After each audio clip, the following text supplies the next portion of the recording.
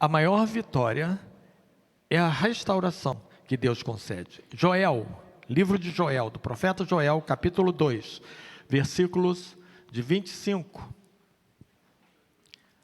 a 27. Eu estarei lendo na nova versão transformadora, a NVT. Joel, capítulo 2,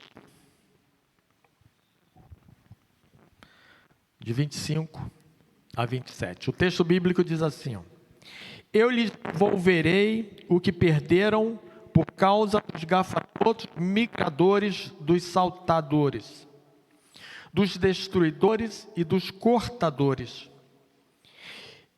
Enviei esse grande exército devastador contra vocês. Vocês voltarão a ter alimento até se saciar e louvarão o Senhor seu Deus, que realiza esses milagres em seu favor. Nunca mais meu povo será envergonhado. Então vocês saberão que eu estou no meio de Israel, que eu sou o Senhor seu Deus, e não há nenhum outro. Muito obrigado, Deus, pela leitura da tua palavra. Ajuda-nos a entendê-la e aplicá-la a nossas vidas. É a oração que fazemos, te agradecidos, e em nome de Jesus. Amém, Senhor. Irmãos, nós estamos, apesar do resultado, vivendo o clima de Copa, não é? Nós estamos vivendo o clima de Copa do Mundo.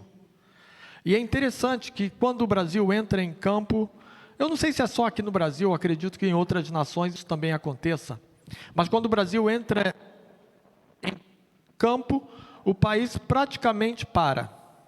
Escolas suspendem as aulas, os transportes eles são reduzidos. Muito obrigado, Edna. E assim acontece, né? Todos desejam a vitória. Sabiam disso? Todos desejam a vitória. Jogadores, irmãos, eles treinam uma taça que ficará registrada apenas na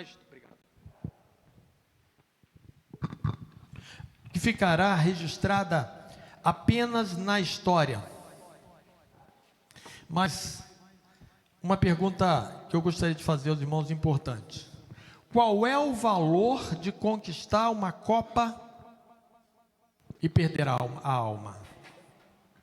Qual é o valor de ganhar, de conquistar uma Copa e perder uma alma? Jesus, ele perguntou: o que aproveita o homem ganhar o mundo inteiro e perder a sua alma? Lá em Marcos 8:36. Irmãos, existem pessoas que venceram financeiramente, pessoas que venceram profissionalmente, pessoas que venceram socialmente, mas continuam derrotadas por dentro. A Bíblia, ela nos mostra que Deus não nos faz, não simplesmente nos faz vencedores. Mais do que isso, o Senhor, ele nos faz vencedores, restaura aquilo que parecia perdido.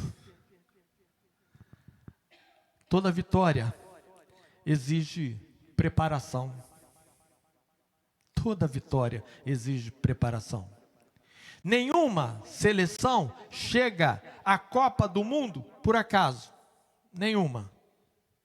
Exige treino, exige disciplina, exige renúncia, exige correções de erros, exige estratégia. Da mesma forma, Deus prepara os seus filhos antes de lhe entregar grandes vitórias. Ele nos prepara. Quer ver alguns exemplos? José passou pela prisão. Davi passou pelo deserto. Moisés, 40 anos no deserto. Jesus também passou pelo deserto antes do seu ministério. às vezes Deus está preparando você. E quando você pensa, naquele exato momento que você pensa que Ele está atrasando, e até atrasando a sua vida, não, Ele está te preparando. Talvez você esteja vivendo um tempo de treino, e se é isso, não desista, não desista. O treinador, ele não coloca em campo quem nunca foi preparado, pelo menos não deveria, né? Pelo menos não deveria. O treinador, ele não coloca em campo aquele que não foi preparado. A.W. Tozer, ele disse o seguinte: é duvidoso que Deus possa usar alguém profundamente, sem antes feri-lo profundamente. A verdadeira vitória, ela não acontece no campo, mas no coração. Em Romanos 8, versículo 37, em todas estas coisas somos mais do que vencedores. Vencedores. Paulo, ele escreveu isso, né? E quando Paulo escreve isso, ele não escreveu isso depois de uma vitória, não. Ele não escreveu isso depois de uma vitória. Mas depois de perseguições, depois de prisões, depois de fome, perigo, espada. Mas mesmo assim somos mais do que vencedores. Somos mais do que vencedores. Porque a vitória para Deus, ela não significa ausência de lutas, mas significa permanecer fiel perante elas, ou durante elas, ou enquanto elas acontecem.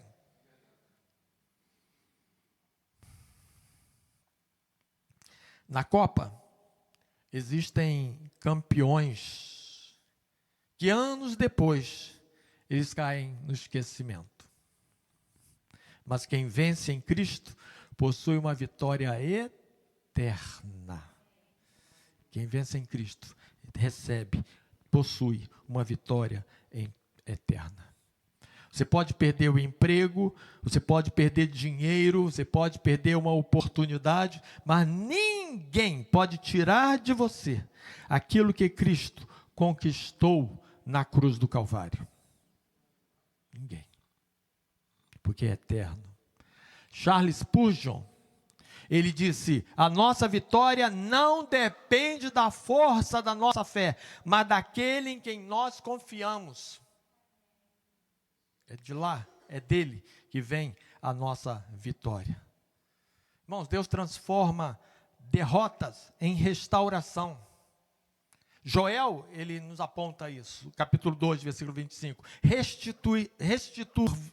Restituir-vos-ei os anos consumidos. Restituir-vos-ei os anos consumidos. O povo, ele havia perdido tudo. O povo perdeu colheitas, aquele povo perdeu a alegria, aquele povo perdeu a esperança, mas Deus fez uma promessa: eu restituirei.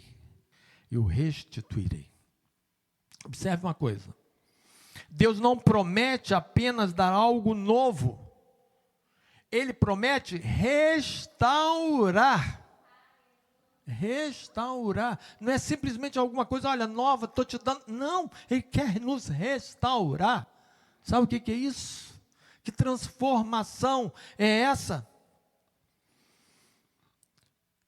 Joel 2,25, restituir-vos-ei os anos consumidos.